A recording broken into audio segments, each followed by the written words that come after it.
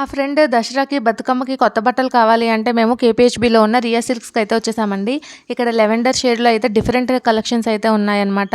Different different డిజైన్స్‌తో number of collections ఉన్నాయి.